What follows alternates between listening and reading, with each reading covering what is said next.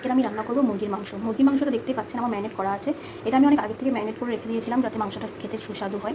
তো এর মধ্যে দেওয়া আছে টমেটো, পেঁয়াজ, কাঁচা লঙ্কা, আদা রসুন বাটা, সর্ষের তেল, নুন, হলুদ আর কাশ্মীরি লঙ্কার গুঁড়ো, যেটা আমি আধ ঘন্টার উপরের মতো ম্যারিনেট করে রেখে দিয়েছি। এখন আমি কড়াইতে তেল দিয়ে দিয়েছি আর তেলের মধ্যে একটু নুন আর হলুদ দিয়েছি, কারণ আলুটা ভাজবো পরে। তেলটা আমার গরম হয়ে গেছে, এবার আলুগুলো আস্তে আস্তে দিয়ে দেবো।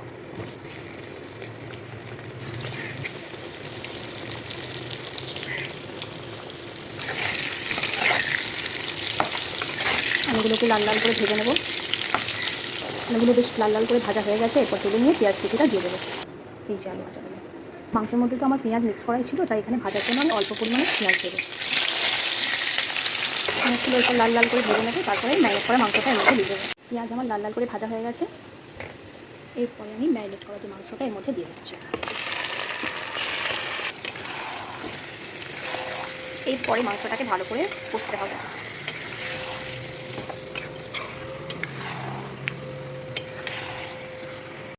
দেখুন মাংসর থেকে কেমন নিজের থেকে জল বেরিয়েছে। এখনও পর্যন্ত আমি কষে যাচ্ছি মাংসটা, এখনও কোনো জল দিইনি, কারণ মাংস থেকেই জল বেরোচ্ছে। এটা দিয়ে আমার কষা হয়ে যাবে, এক্সট্রা কোনো জল আমাকে দিতে লাগবে না। মাংসটা আমার কষানো হয়ে গেছে, এই দেখুন মাংসর থেকে আমার তেল ছেড়ে দিয়েছে, তার মানে প্রায় আমার মাংসটা কষানো হয়ে গেছে। এরপরে আমি এর মধ্যে আমার ভেজে রাখা আলুগুলো দিয়ে দেবো। ভেজে রাখা আলু এর মধ্যে দিয়ে দিচ্ছি। এর মধ্যে এখনও পর্যন্ত আমি কোনো জল ইউজ করিনি।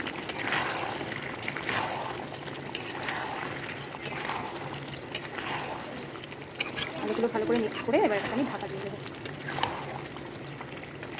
আমার মাংসটা রান্না হয়ে গেছে পুরোপুরিভাবে, দেখুন। এরপরে আমি গ্যাসটা অফ করে দেবো।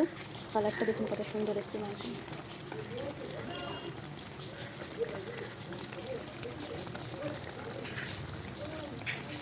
এরপরে আমি গ্যাসটা বন্ধ করে দেবো।